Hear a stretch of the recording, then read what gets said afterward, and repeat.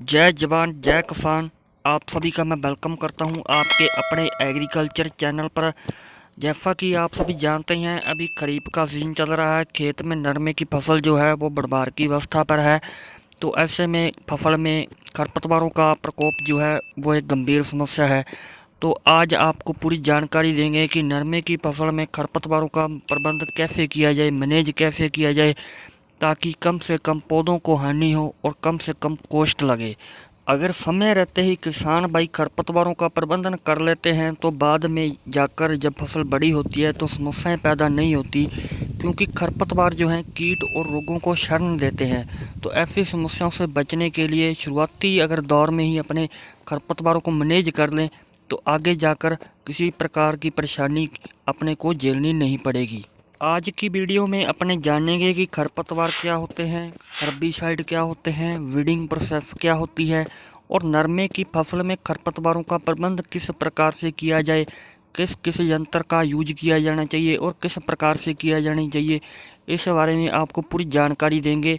तो चलिए बिना वक्त गवाए वीडियो को शुरू करते हैं। एंड तक जरूर देखिए और वीडियो के चलते चलते चैनल को कर लीजिए सब्सक्राइब और वीडियो को कर दीजिए लाइक। तो चलिए अब जानते हैं वीड यानी कि खरपतवार के बारे में। खरपतवार ऐसे अवांछित पौधे होते हैं जो किसी भी स्थान पर उग जाते हैं और किसान के द्वारा बोए नहीं जाते हैं, खुद ब खुद उग जाते हैं और जिनकी किसान को कोई ज़रूरत नहीं होती है।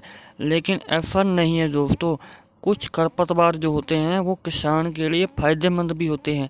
जैसे दूब घास जो सिंचाई के नाले होते हैं, यदि उनमें उग जाता है तो वो क्या करता है, उसकी जो रूट्स होती हैं वो मिट्टी को पकड़े रखने की काम आती हैं।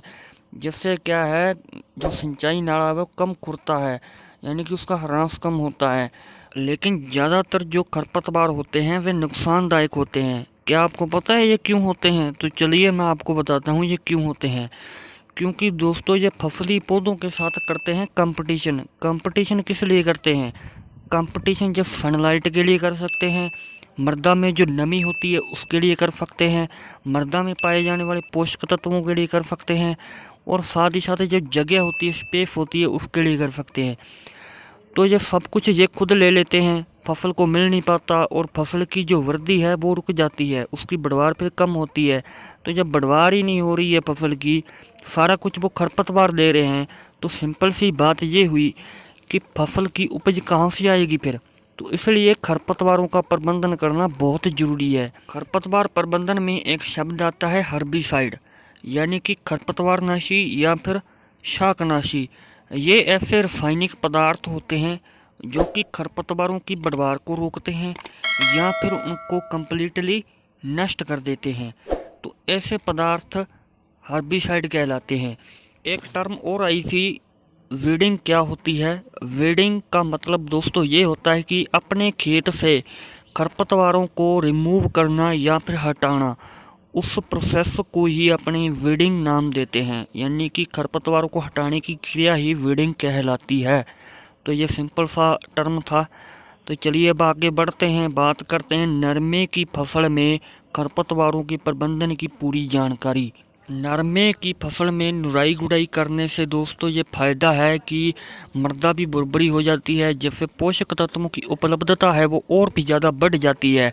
जैसे कि अब फसल और भी ज़्यादा पोषक तत्व ग्रहण करती है और भी ज़्यादा बढ़वार होती है और जो मृदा में जल और वायु का अनुपात है वो बराबर बना रहता है और अच्छी उपज के लिए निराई गुड़ाई बहुत ज़रूरी है। तो नरमे की फसल में जो पहली निराई गुड़ाई है वो अपने को लगभग 10 से 12 सेंटीमीटर का जब पौधा हो जाए तब करनी चाहिए।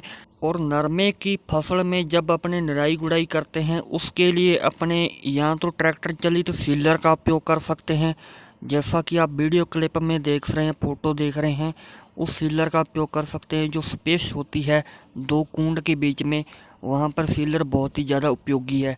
इसके अलावा कसेला कसेला आप वीडियो क्लिप में भी देख रहे हैं, कसेले का यूज कर सकते हैं। इसको आप कूंड में उपयोग कर सकते हैं, क्योंकि स्पेस में तो सीलर चल ही चुका है, अब कूंड में बचा है तो कूंड में आप कसेले का उपयोग कर सकते हैं।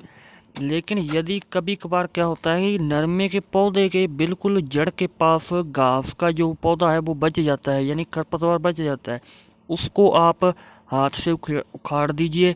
इससे क्या है, पौधे को हानि कम होगी।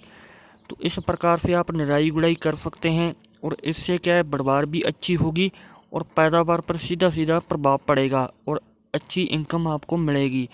अगर आप केमिकल के बारे में जानकारी चाहते हैं कि खरपतवार प्रबंधन में कौन कौन से केमिकल का आप यूज करें ताकि खरपतवारों का नियंत्रण किया जा सके, इसके लिए आप कमेंट हमें करके बताइए। आपको कमेंट में ये जानकारी दी जाएगी।